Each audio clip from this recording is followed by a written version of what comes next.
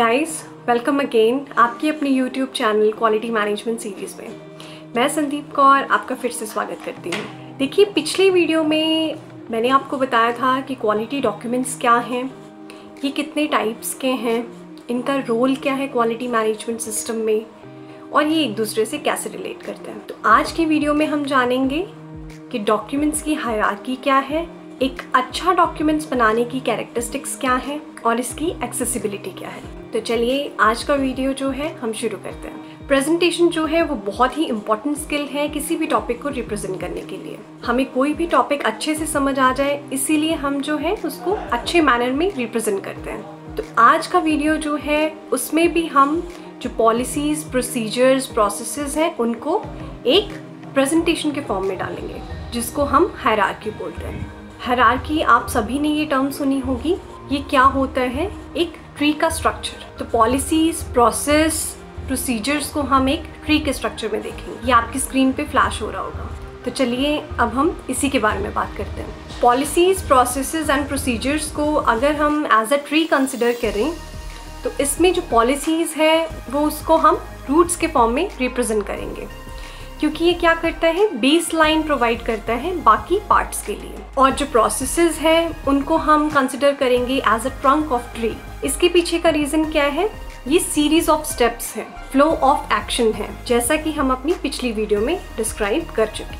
अब हम आते हैं अपनी प्रोसीजर्स पे। प्रोसीजर्स क्या है उसको हम कंसिडर करेंगे एज अ लीव, क्योंकि हर एक एक्टिविटी को परफॉर्म करने के लिए डिफरेंट स्टैंडर्ड ऑपरेटिंग प्रोसीजर्स होते हैं और वो बहुत सारे होते हैं। इसीलिए हमने इस ट्री में जो प्रोसीजर्स हैं उसको टॉप पे रखा है। तो आइए अब हम बात करते हैं कि डॉक्यूमेंट्स हमारे लिए क्यों इम्पोर्टेंट है। डॉक्यूमेंट्स क्या होते हैं? These are the essential guidelines जो कि लेबोरेटरी और हॉस्पिटल की एक्टिविटी को वर्क करने के लिए बहुत हेल्पफुल होती है। बहुत सारे डॉक्यूमेंट्स होते हैं हॉस्पिटल्स में भी, लैब्स में भी। अब जिन डॉक्यूमेंट्स की मैं बात करूंगी वो डॉक्यूमेंट्स बहुत ज़रूरी होते हैं, जैसे कि क्वालिटी मैनुअल। क्वालिटी मैनुअल क्या है?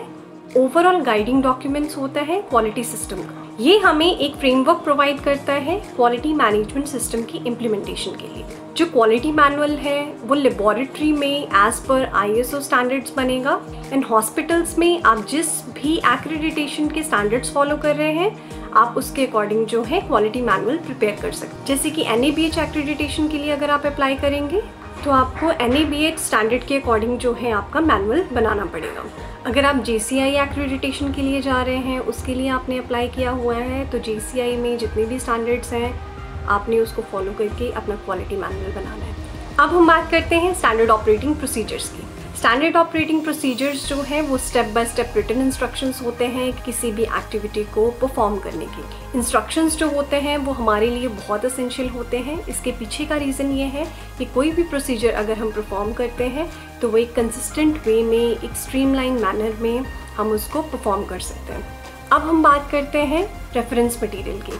रेफरेंस मटेरियल जो होते हैं वो एक सपोर्टिंग डॉक्यूमेंट होते हैं। इससे हमें क्या पता चलता है? कोई भी क्लिनिकल या scientific information related to disease, methods and procedures. Reference material की हम सभी को ज़रूरत पड़ती है। वो इसलिए क्योंकि हम वैसे प्रोसीजर्स भी जानते हैं, मेथड्स भी जानते हैं। समटाइम्स हमें क्या होता है, इंटरप्रिटेशन में इश्यूज आ जाते हैं। तो ये कुछ इंपॉर्टेंट डॉक्यूमेंट्स हैं जो कि लैब्स में या हॉस्पिटल्स में होने ही चाहिए। डॉक्यूमेंट्स जो होते हैं वो एक कम्युनिकेटर का काम करते हैं क्वालिटी सिस्टम में। डॉक्यूमेंट्स हमेशा रिटन फॉर्म में होने चाहिए। आपके जितने भी एक्रेडिटेशन स्टैंडर्ड्स हैं वो हमेशा यही मांग करते हैं, क्योंकि डॉक्यूमेंट्स अगर रिटन फॉर्म में होंगे तो हम किसी भी प्रोसीजर्स को हम इजीली रिट्रीव कर सकते हैं, उस तक इजीली एक्सेस कर सकते हैं। ठीक है, हमें जब भी ज़रूरत पड़े हम वो डॉक्यूमेंट्स जो है रिवाइज कर सकते हैं, मेंटेन कर सकते हैं, अपडेट कर सकते हैं। वर्बल इंस्ट्रक्शंस जो है वो एक्रेडिटेशन उन चीज़ों को नहीं मानता है, वो हम मिसअंडरस्टूड कर जाते हैं मोस्ट ऑफ द टाइम्स। कभी हम सुनते हैं, कभी हम भूल जाते हैं, कभी हमें वो चीज़ें समझ नहीं आती हैं। इसीलिए जो डॉक्यूमेंट्स हैं वो रिटन फॉर्म में होना चाहिए। अगर डॉक्यूमेंट्स रिटन फॉर्म में होते हैं तो इससे हमें पता चलता है कि कोई भी प्रोसीजर्स जो है कब परफॉर्म करना है, कैसे परफॉर्म करना है, उसके स्टेप्स क्या हैं। अब हम बढ़ते हैं कैरेक्टरिस्टिक्स की तरफ कि एक अच्छा डॉक्यूमेंट बनाने के लिए क्या कैरेक्टरिस्टिक्स होने चाहिए। सबसे पहला तो ये है कि डॉक्यूमेंट हमेशा यूज़र फ्रेंडली स्टाइल में हो, उसका जो फॉर्मेट है वो स्टैंडर्डाइज्ड हो, ताकि कोई भी पर्सन या पर्सनल आपके हॉस्पिटल में आता है उसको इजीली समझ आ जाना चाहिए कि आपका डॉक्यूमेंट्स क्या बता रहा है। उसको जो पॉलिसीज़ हैं, प्रोसीजर्स हैं, वो इजीली समझ आ जानी चाहिए। डॉक्यूमेंट हमेशा आपका क्लियर हो, कंसाइज हो, वो ज़्यादा वर्डी ना हो और उसमें अननेसेसरी एक्सप्लेनेशन तो बिल्कुल ना हो, और वो हमेशा ब्रीफ हो। डॉक्यूमेंट जो है वो हमेशा आपका अप टू डेट रहना चाहिए। उसके पीछे का रीज़न ये है, जो भी आपकी प्लान्स में, ड्यूरेशन में किसी प्रोसेस के, या कोई भी छोटी छोटी चेंजेस उसमें हो, अमेंडमेंट्स हो, तो वो अमेंडमेंट्स जो हैं आप उसको रिवाइज़ कीजिए और अमेंडमेंट्स को उसमें इंट्रोड्यूस कीजिए। डॉक्यूमेंट्स जो हैं वो अपडेट हो और उसके साथ साथ आप भी अपडेट रहें।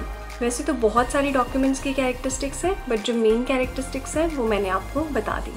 अब हम मूव करते हैं एक्सेसिबिलिटी की तरफ। पिछले वीडियो में भी एक्सेसिबिलिटी के बारे में मैंने आपको बता दिया था, जब मैंने आपको पेशेंट रिकॉर्ड्स की बात की थी, जब क्वालिटी मैनुअल्स की बात की थी। तो आज मैं आपको डॉक्यूमेंट्स की एक्सेसिबिलिटी के बारे में बताऊंगी। जैसे कि क्वालिटी मैनुअल्स हैं, क्वालिटी मैनुअल जो है वो quality manager, quality executive, higher authorities उसको एक्सेस कर सकती हैं। वैसे ये मैनुअल जो है ट्रेनिंग के थ्रू सभी स्टाफ को पता होना चाहिए, बट इसमें अपडेट, इसको रिवाइज करना, ये जो है ये सिर्फ क्वालिटी मैनेजर ही कर सकता है। सेफ्टी मैनुअल्स जो होते हैं उसकी एक्सेसिबिलिटी सारे स्टाफ को होती है, क्योंकि हमें जो है सारे स्टाफ की सेफ्टी देखनी होती है और हमें पता होना चाहिए कि कौन से सेफ्टी मेजर्स किस टाइम पे लेने चाहिए। फायर सेफ्टी से रिलेटेड क्या मेजर्स हों, स्पिल से रिलेटेड क्या मेजर्स हों, नीडल स्टिक इंजरी से रिलेटेड क्या मेजर्स हों, क्या प्रिवेंटिव मेजर्स हों, वो स्टाफ को पता होना चाहिए। तो इसकी एक्सेसिबिलिटी जो है आपके हॉस्पिटल में, आपके लैब में जितना भी स्टाफ है उनको इसके बारे में इंफॉर्मेशन होनी चाहिए। HR मैनुअल की एक्सेसिबिलिटी HR डिपार्टमेंट टीम को होती है। मैं अभी भी आपको बार बार ये चीज़ रिपीट कर रही हूँ कि जितने भी आपके पॉलिसीज़ हैं, प्रोसीजर्स हैं, वो सभी को कम्युनिकेट हो। ट्रेनिंग के थ्रू सभी को इनके बारे में इंफॉर्मेशन होनी चाहिए कि ये जो मैनुअल है, पर्टिकुलर मैनुअल, वो किस पर्सन के पास होता है और इसमें क्या क्या लिखा है। बट वो ये चीज़ें अपडेट नहीं कर सकते, रिवाइज़ नहीं कर सकते, अप्रूव नहीं कर सकते हैं। इन्फेक्शन कंट्रोल मैनुअल की जो एक्सेसिबिलिटी है वो इन्फेक्शन कंट्रोल टीम को होती है। अगर हम लैब की बात करें तो जितने भी क्वालिटी कंट्रोल चार्ट्स हैं उनकी एक्सेसिबिलिटी जो है वो लेबॉरेटरी पर्सनल्स को होनी चाहिए, जो भी प्रोसीजर वहाँ पे परफॉर्म कर रहे हैं। माइक्रोबायोलॉजी की SOPs जो है वो माइक्रोबायोलॉजी डिपार्टमेंट में होंगी। उनकी जो एक्सेसिबिलिटी है वो हिमैट सेक्शन को नहीं होगी, क्लिनिकल पैथ सेक्शन को नहीं होगी, हिस्टोपैथोलॉजी के सेक्शंस को नहीं होगी। जो माइक्रोबायोलॉजी की SOPs हैं वो माइक्रोबायोलॉजिस्ट और जो माइक्रोबायोलॉजी के टेक्नीशियंस हैं वो ही उसको एक्सेस कर सकते हैं। सिमिलरली हिमैट की SOPs और किसी डिपार्टमेंट में जो है वो मूव नहीं होंगी। अब हम बात करते हैं वर्क इंस्ट्रक्शंस की। यहाँ पे मैं आपको एक एग्जांपल दूंगी। वर्क इंस्ट्रक्शंस जो है वो मैंने आपको पिछली वीडियो में बताया था कि वो हमेशा एक ऐसी एक्टिविटीज़ होती हैं, स्टेप बाय स्टेप सीरीज़ होती हैं, जो कि हमें पेस्ट करनी होती हैं। जैसे कि रजिस्ट्रेशन काउंटर, रजिस्ट्रेशन पे आके हमने पेमेंट कैसे करनी है, आपकी रजिस्ट्रेशन कैसे होगी, आपकी एडमिशन कैसे होगी, वो सारा क्राइटेरिया जो है रजिस्ट्रेशन काउंटर पे पेस्ट होना चाहिए। उसको हम कहेंगे वर्क इंस्ट्रक्शंस। जहाँ पे भी आप लैब के प्रोसीजर परफॉर्म कर रहे हैं, कौन सा प्रोसीजर परफॉर्म कर रहे हैं, वैसे तो बहुत सारे प्रोसीजर्स होते हैं, बट बेसिक जो स्टेप्स होते हैं वो वहाँ पे पेस्ट होने चाहिए, ताकि आपको प्रोसीजर परफॉर्म करने में कोई भी प्रॉब्लम ना आए। डॉक्यूमेंट्स जो हैं वो बहुत सारे हैं, तो इस वीडियो में मैं आपको इतना डिटेल नहीं दे पाऊँगी, क्योंकि बहुत सारे डॉक्यूमेंट्स की एक्सेसिबिलिटी अगर मैं यहाँ पे आपको बताऊँगी तो टॉपिक बहुत ही ज़्यादा लंबी हो जाएगा। तो अगर आपको पर्टिकुलर टॉपिक के बारे में समझना है या आप कोई इन्फॉर्मेशन चाहते हैं तो आप मुझे कमेंट बॉक्स में कमेंट कीजिए, मैं आपके लिए वीडियो ज़रूर बनाऊँगी। गाइज़, अगर आपको मेरी वीडियो पसंद आए, इन्फॉर्मेटिव लगे तो लाइक कीजिए, शेयर कीजिए और सब्सक्राइब कीजिए मेरे चैनल को। मैं आपको फिर मिलती हूँ नेक्स्ट वीडियो के साथ। तब तक के लिए अपना ध्यान रखिए and stay tuned for the next video.